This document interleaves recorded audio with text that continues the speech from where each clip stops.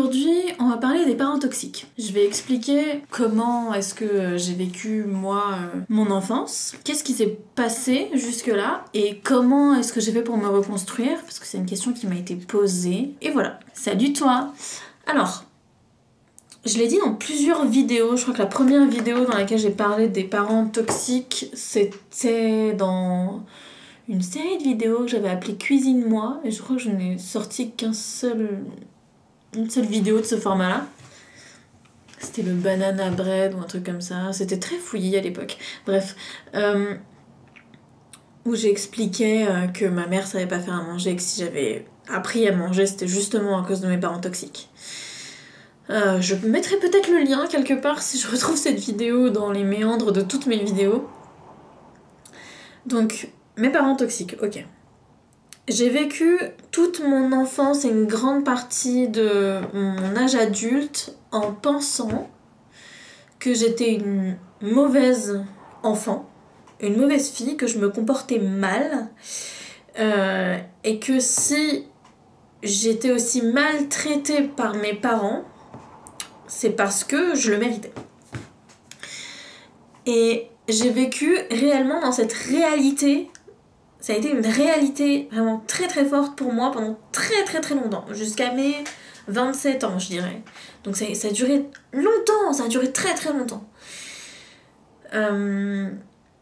Pendant toutes ces années, je savais pas ce que c'était que la maltraitance psychologique, je n'en avais aucune idée, je ne savais pas comment exprimer mes émotions et je ne savais pas différencier ce qui était bienveillant de ce qui était maltraitant. Et il faut que je fasse une aparté là-dessus très vite parce que ça va soulever plein de questions et ça soulève plein d'explications chez moi, donc voilà. Il y a un truc que je précise presque pas dans mes vidéos, mais qui devrait être précisé, c'est que on peut intentionnellement être maltraitant sans pour autant maltraiter quelqu'un, sans pour autant que l'autre se sente maltraité. Et on peut faire quelque chose qui n'est pas du tout intentionnellement maltraitant et que la personne en face se sente maltraitée. C'est tout à fait possible. Donc, et je reste certaine que mes parents n'ont jamais été intentionnellement maltraitants. Mais je me suis sentie maltraitée. Je me suis sentie maltraitée pendant toutes ces années. Et s'il y a bien une chose que ça je répète dans presque toutes mes vidéos, c'est que personne n'a le droit de nier mes émotions et mon ressenti. Ça fait partie de ma réalité et ça m'appartient. Donc si je me suis sentie maltraitée, j'ai eu le droit de me sentir maltraitée. Et j'ai eu le droit de ressentir ça parce que j'ai décidé de mettre un cadre autour de ça. Le cadre, c'est qu'est-ce que je considère comme maltraitant et qu'est-ce que je considère comme bienveillant. Tout ce qui est en dehors de mon cadre, c'est de la maltraitance. Tout ce qui est dans mon cadre, ça n'en est pas. Ok ? Donc à partir du moment où je pose un cadre de relation avec quelqu'un, que je dis à mes parents par exemple, ok, soit tu me parles avec respect, soit je m'en vais. C'est pas un ultimatum, hein, c'est réellement ce qui va se passer. Et que mes parents me répondent avec des insultes, ça dépasse le cadre de notre relation. Ok ? Et du coup, à ce moment-là, je leur explique qu'il faut s'en aller, quoi. Je vais m'en aller, que ça n'est pas possible, qu'on ne peut pas construire une relation de cette manière-là. Et pour certains parents, c'est très très dur à accepter. Pour mes parents, ça a été particulièrement dur à accepter. Pourquoi ? Parce que mon père a été maltraitant sous couvert culturel. C'est-à-dire que mon père est cambodgien et que en Asie, il y a cette aura de piété filiale qui est là culturellement parlant, évidemment. Mais qui est là aussi dans les cultures judéo-chrétiennes, hein, tu honoreras ton père et ta mère, voilà. Mais dans les cultures asiatiques, c'est vraiment la piété filiale, c'est-à-dire que quel que soit ce que font tes parents, tu dois leur être loyal. Sauf qu'il y a eu maltraitance. Donc, dans un cas de maltraitance infantile, qu'elle soit physique ou psychologique, tu dois être loyal à tes parents même si ils te frappent, même s'ils t'insultent, même s'ils t'humilient. Et c'est là que le cadre il entre en jeu. C'est là que le cadre il est hyper important. C'est-à-dire que si je décide qu'il y a un cadre, je décide aussi que ce qui entre dans la piété filiale, ce qui entre dans le cadre de la piété filiale, peut-être que des fois je considère ça comme de la maltraitance. Peut-être que souvent je considère ça comme de la maltraitance. Que j'ai plus envie que ça entre dans ma vie. Et c'est très dur culturellement parlant pour quelqu'un pour qui c'est normal de dire ah bah oui, tu vas répondre à tous mes messages à n'importe quelle heure de jour et de la nuit parce que tu es loyal envers moi. Et parce que je fais ça parce que je t'aime. Et parce que je fais ça parce que je veux ton bien. Et dire ça à quelqu'un qui veut notre bien, c'est très dur. C'est très dur. Je n'accepterai pas les invitations quelque part, je n'irai pas à des réunions de famille où j'ai pas envie d'aller, je n'accepterai pas que tu commentes mon poids, mon apparence, la manière dont je parle, j'accepterai pas de manger ce que tu m'as donné si je n'aime pas ça, je n'accepterai pas... Enfin tout ça, pour moi, ça rentre dans un cadre. Et dire non, dans la piété filiale, en tant qu'enfant, ça n'est pas accepté. Donc, à partir du moment où tu dis que ce que te font tes parents est inacceptable, tu entres dans un gouffre très profond, où on te dit « mais tu n'as pas le droit de dire non en fait ». Donc si tu dis non, c'est que tu es un mauvais enfant. Voilà, et moi j'ai grandi avec ce schéma-là, où à chaque fois que je disais non, c'est que j'étais une mauvaise enfant. Et même si mon non était légitime, et il est toujours légitime pour moi, si je dis non, c'est toujours de manière légitime de toute façon. À chaque fois que je refusais quelque chose, c'était illégitime. C'était illégitime pour moi de refuser quoi, de sortir à des trucs, enfin, il y a eu plein de choses. De refuser, par exemple... de faire à manger. Ça a été hyper insidieux, la cuisine, chez moi. C'est-à-dire qu'aujourd'hui, j'adore faire à manger, enfin j'aime beaucoup ça, parce que j'ai trouvé des choses que j'aimais dans le fait de faire à manger, mais au début, quand j'ai commencé à faire à manger, quand j'étais petite, c'est parce que ma mère était une cuisinière affreuse, et que mon père voulait pas faire à manger. Donc au bout d'un moment, soit tu manges de la merde, soit tu manges pas, c'est une double impasse encore. Si tu n'as pas vu ce que c'était qu'un discours à double impasse, je t'invite à aller regarder ma dernière vidéo sur comment est-ce qu'on repère les pervers narcissiques.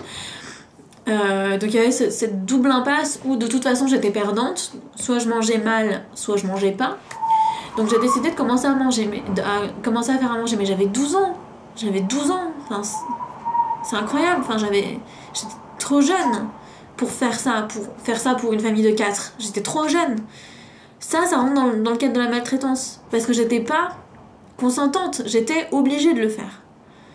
Et il y a toujours cette limite. C'est-à-dire que par exemple, si vous regardez les Wild Interviews, j'ai fait une interview pour Caroline Verdi, Sésame et Eoa Alvarez. J'ai fait une interview pour elle où... qu'est-ce que je disais ? Il y a pas très longtemps, mais la première fois où on s'est parlé avec Caroline, j'ai fait une interview aussi pour elle, qui a duré très longtemps, où j'expliquais ce que c'était que la maltraitance psychologique. Et quand sa femme Ewa a regardé la vidéo, elle s'est dit « Tu dépasses les bornes, quoi, enfin... Ça dépasse les... Enfin, t'exagères, tes vies t'exagèrent. » Et je comprends. Parce que, à partir du moment où t'as intériorisé cette piété filiale, et que tu te dis non mais tout ça je peux vivre avec, et ben tu trouves que tous ceux qui disent non, c'est exagéré.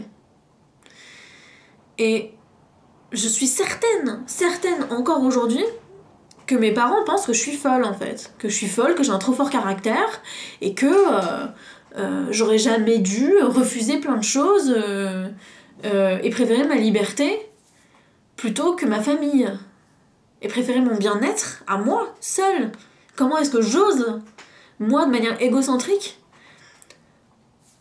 vouloir mon bien-être plutôt que d'être avec ma famille, qui ne fait pas partie de mon bien-être. Je ne suis jamais bien avec ma famille, ça n'arrive jamais. Y a rien, je me souviens pas d'une seule chose, il y en a certainement eu, mais je me souviens de pas beaucoup de choses que j'ai partagé avec mes parents et qui étaient heureux. C'est terrible de se dire ça. Et c'est l'indice le plus significatif, comme quoi, pour moi, il fallait remettre en place un cadre, mettre en place un cadre, et s'il n'était pas respecté, me séparer d'eux. C'est comme ça que j'en suis arrivée à mon divorce parental. Je ne parle plus du tout à mes parents. Mais c'est pas parce qu'ils sont toxiques, c'est parce qu'ils sont pas capables d'être autre chose que toxiques.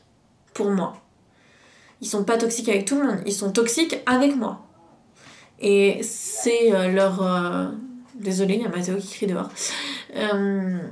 C'est leur manière de fonctionner avec moi. C'est-à-dire que je dois être soumise et obéissante, et je dois être une chose et pas un être humain. Et ce qui est encore plus sournois et encore plus insidieux, c'est que vous allez me dire, mais pourquoi est-ce que t'es pas obéissante et soumise alors? Ça te préserverait et ça ferait en sorte que tu gardes tes liens familiaux quand même, qui sont quand même précieux dans une vie.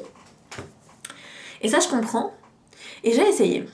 J'ai essayé ça. J'ai essayé toute ma vie, en fait, d'être soumise et silencieuse. J'ai essayé toute ma vie de faire ça. Et ça n'a pas marché. Parce que il y a toujours une justification de la maltraitance. C'est-à-dire qu'à chaque fois que je me faisais maltraiter, c'était toujours de ma faute. C'était toujours de ma faute. Il y avait des fois où je reviens sur certaines choses aujourd'hui, des fois où je me faisais engueuler pour zéro raison. C'est-à-dire que je regardais la télé tranquillement, en ayant fait tout ce que j'avais à faire, mes devoirs, mes trucs, mes machins, et où je me faisais engueuler parce que je regardais la télé. Quel est le fuck? Quel est le fuck? Donc j'avais même pas le droit de me détendre, en fait. Mais le truc, c'est qu'ils m'engueulaient pas parce que je regardais la télé, ils m'engueulaient parce que eux, ils avaient passé une mauvaise journée et que j'étais le punching ball de la famille, en fait. C'était ça. Et mon frère aussi, certainement. Certainement. Il s'en est pris plein la gueule aussi. Et comment il a fait passer ça? Vous devez le savoir si vous regardez mes vidéos. Donc, c'est encore pire. C'est-à-dire que le schéma est tellement toxique que c'en est arrivé à 28 ans. J'étais douce, obéissante et gentille, mais j'arrivais à faire rien. J'arrivais pas à m'exprimer, puisqu'à chaque fois que j'étais moi-même, j'étais réprimandée. Je n'arrivais pas à exprimer mes besoins et mes désirs, parce qu'à chaque fois que je les exprimais, j'étais réprimandée. Tout ce qui était moi, je ne pouvais pas me montrer intelligente, je ne pouvais pas me montrer drôle, je ne pouvais pas me montrer douée en quoi que ce soit, parce qu'à chaque fois, soit mes parents me le volaient et se l'attribuaient à eux-mêmes. Ah oui, elle est jolie, mais c'est parce qu'elle est métisse, c'est grâce à moi. Ah oui, elle fait bien à manger, mais c'est parce que c'est moi qui lui ai appris. C'est faux, hein, c'est faux. J'ai appris en regardant Cuisine TV. Merci Cuisine TV d'avoir existé. Et tout ça, enfin... Tout ça, j'ai dû l'apprendre. J'ai dû apprendre à être moi-même. J'ai dû apprendre à sortir de la dissociation. J'ai dû apprendre à exprimer mes émotions en temps et en heure. Parce que tout ce que je faisais dans ma vie, c'était analyser mes parents pour savoir quand est-ce qu'ils étaient de bonne humeur et quand est-ce qu'ils étaient de mauvaise humeur, et analyser toutes leurs micro-expressions au fur et à mesure de toute ma vie pour savoir exactement ce qu'ils voulaient. Parce qu'évidemment, ils n'allaient pas l'exprimer de manière explicite, hein. Ça, c'est clair et net. Donc ça a été... Donc j'ai grandi et j'ai passé une bonne partie de ma vie d'adulte en étant cachée et en analysant les autres plus qu'en m'exprimant moi en tant que personne. Et ça a été... j'ai envie de dire, ça a été dur à reconstruire. Mais en fait... Tout est relatif. Tout est relatif parce que j'ai vécu plein de choses très dures dans ma vie, mais ça a été... Enfin... Ma reconstruction, ça a été une des meilleures choses, en fait. c'était pas une chose difficile. Évidemment que c'était difficile, mais c'était trop bien en fait. C'était trop génial. Au fur et à mesure des séances pendant ma thérapie avec ma psy, je me rendais compte que tout n'était pas 100% de ma faute. Qu'il y avait de la maltraitance, qu'il y avait de la toxicité, qu'il y avait des choses qui n'étaient pas en mon pouvoir. Et que aussi, toute cette maltraitance sous couvert culturel, il y a certainement plein d'Asiatiques, plein de Cambodgiens qui ne sont pas maltraitants avec leurs enfants. Hein, qui ne demandent pas une piété filiale à 100%. Ça existe de ouf, j'en suis certaine. J'en ai déjà vu d'ailleurs, enfin, voilà. Donc on peut pas donner ça sous couvert culturel, ça fonctionne pas en fait. Donc je me suis rendu compte de toutes ces choses-là, et au fur et à mesure, j'ai réussi à exprimer mes émotions de manière adéquate, parce que ça aussi, il va falloir qu'on en parle, d'exprimer ses émotions de manière adéquate. Exprimer ses émotions en temps et en heure, c'est ok, mais il faut le faire de manière adéquate, parce que sinon ça peut devenir dangereux, et c'est dangereux pour toi qui exprime tes émotions et qui est vulnérable, donc voilà. Donc j'ai réussi à exprimer mes émotions de manière adéquate. Ce que ça m'a appris dans la vie, et ça c'est trop bien aussi, c'est que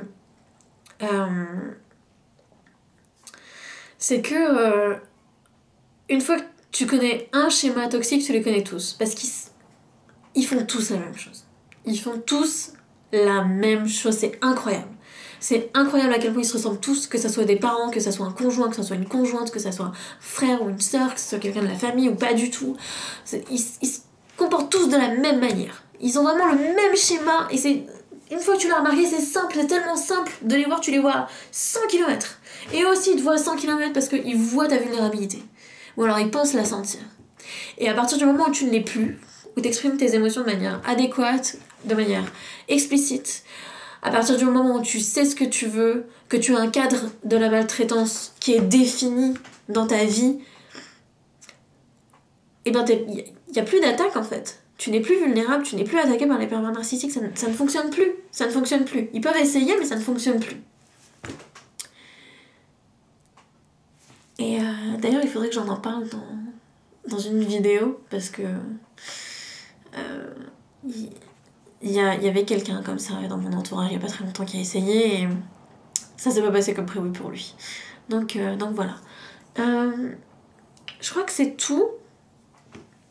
Je vois que ça marche super bien quand je dis que je suis hyper... je suis hyper disponible sur Instagram pour répondre aux messages, et je le suis vraiment. Et d'ailleurs, si vous m'avez déjà envoyé des messages sur Instagram, vous le savez, je réponds à tous les messages, je fais de mon mieux pour répondre aux messages, parce que c'est vrai que c'est... je sais que la plupart d'entre vous vivent des choses qui sont difficiles. Donc si jamais tu passes quelque chose, t'es en train d'expérimenter quelque chose où t'as besoin d'aide et où c'est difficile, tu peux m'envoyer un message sur Instagram et j'y répondrai vraiment de manière... la plupart du temps, je réponds presque dans la journée, même dans l'heure. Donc voilà. Et sache que je suis quand même coach en développement personnel. Donc j'aide les gens dans ce genre de situation. Pour qu'ils puissent les dépasser. Parce que j'ai une phrase qui reste dans ma vie et qui est vraiment mon motto, c'est qu'on peut se remettre de tout. Et si toi aussi t'as envie que ça devienne une conviction dans ta vie, bah, je t'invite à me contacter, réellement. Voilà. Ok, si cette vidéo t'a plu, je t'invite à laisser un pouce bleu, à mettre un commentaire, voilà, si jamais t'as une question, à partager cette vidéo sur tes réseaux sociaux pour qu'elle soit mieux référenciée, et puis voilà. Allez, bisous!